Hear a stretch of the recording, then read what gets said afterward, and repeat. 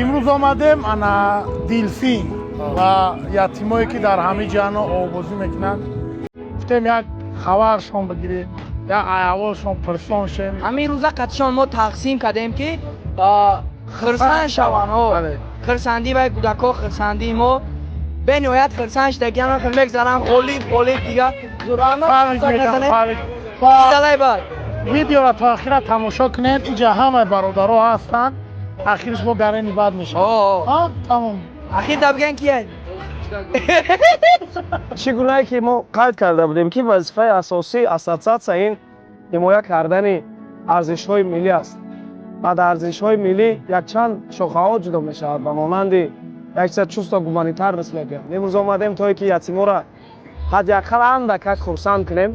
ба ассотсиатсия ҳамроҳӣ бо рахш таксӣ як вазифаи калонро ба ӯҳда гирифтаанд ки то ин ки ҳамин ятимҳо худшона дар ҳамин ҷомеа нақс ҳис бикунанд ва миннатдории худмона ба ташкилотчиёни ҳамин чорабинӣ мерасонем. ташаккури зиёд.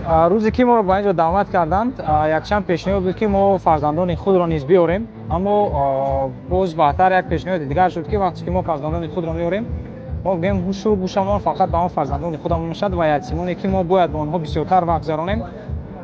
яъне мақсади ҳамин ки мо бо ятимон бояд вақт гузаронем ҳамза аз байн меравад. барои ҳамин мо имрӯз фақат худамон омадем ҳамроҳӣ бо дигар блогерон бо ассотсиатсияи блогерони Тоҷикистон ки бо ятимон як рӯз ҳам бошад, як соат ҳам бошад, як вақти хуш гузаронем ва таби онҳоро каме ҳам бошад воида кунем.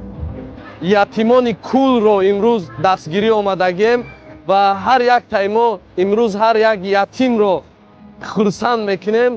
ин хиёл мекунем беҳтарин чизай ва ҳар як ятиме ки хурсанд меша имрӯз моро мебина ва ҳар яктаи шуморо метонем ки ҳамин хел ятимора хурсанд кунем. имрӯз ассотсиатсияи блогерон ва вайнерони Тоҷикистон бо ҳамроҳии рахш таксӣ ятими кулро ба ҷои дилфин яъне ба ҷои овозӣ даъват карданд.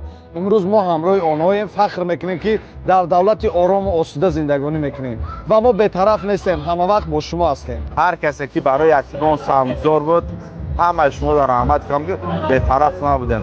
алон мегавон иқдоме ки рахш таксӣ пеш гирифтааст беҳтарин иқдом мебошад ва ятимон бояд худро қисми ҷудонашавандаи ин ҷамъият ҳис кунанд. раҳмат ба ассотсиатсияи блогерон ки моро даъват карданд.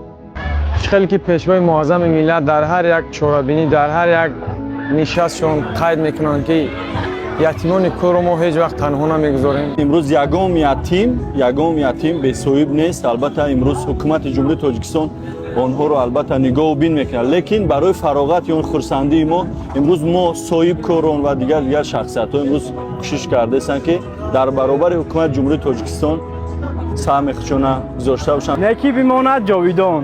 як рӯзе аст ки ин рӯз барои ман рӯзи фаромӯшнашаванда. мо ҳамеша дар бари шумоем. хеле ки пешвои миллат намемонад ки ятимо худшона танҳо ҳис кунанд. морам дар ҳамаи иқдом ҳамроҳе ва намемонем ки ятимо худшона танҳо ҳис кунанд. гар бар сари навси худ амири мардӣ бар кӯру карар нукта нагирӣ мардӣ. мардӣ набувад фитодаро пой задан, гар дасти фитодае бигирӣ мардӣ.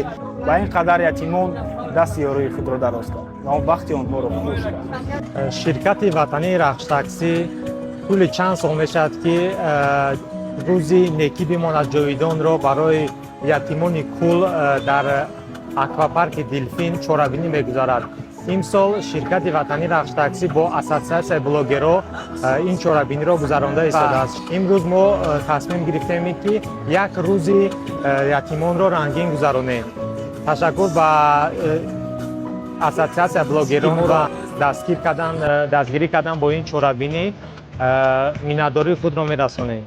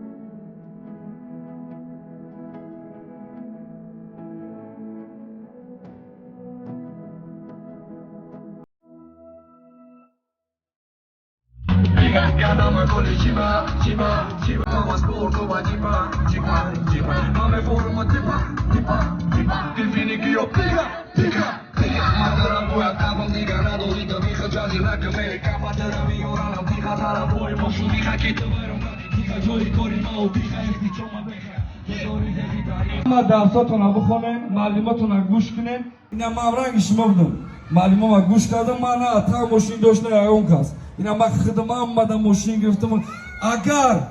اگر حرکت کنین درساتون رو بخونین، معلوماتون رو گوش کنین. نو بسته سواد دارین به سوادین. باهو آدمگری شما رو نشون نمیده. 3 میگیری 5 میگیری فرق نداره. سامگلانه معلومات رو گوش کن.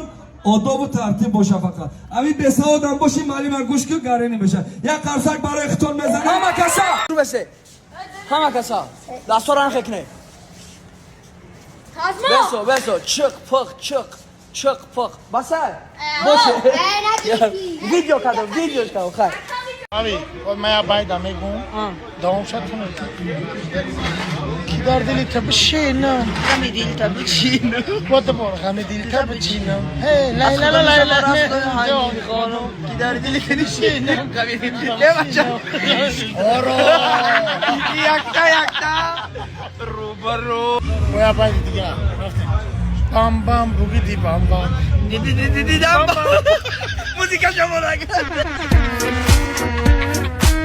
آردا سلام علیکم انا امروز باز ممکن است شما سوال که چی با شما ترن همه امروز دلفین دا انا قریب یک 250 تا 300 نفر یتیم اومد عبید کردن و قطعی انواع همش قطعی بازی کردیم درونی بسنده پشوکو قطعی تلفن پریدیم چی چیزی که بود پریدیم جاییدیم دویدیم بازی کردیم خطشون استوریسه فایل کم نگاه کنین استوریسه مرم نگاه کنین گره نیبا بود باشه زنده باشه